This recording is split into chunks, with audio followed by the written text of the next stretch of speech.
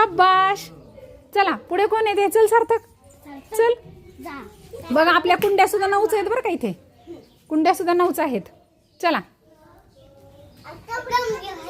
हा कमरेवर हात ठेवायचा. हा चला या.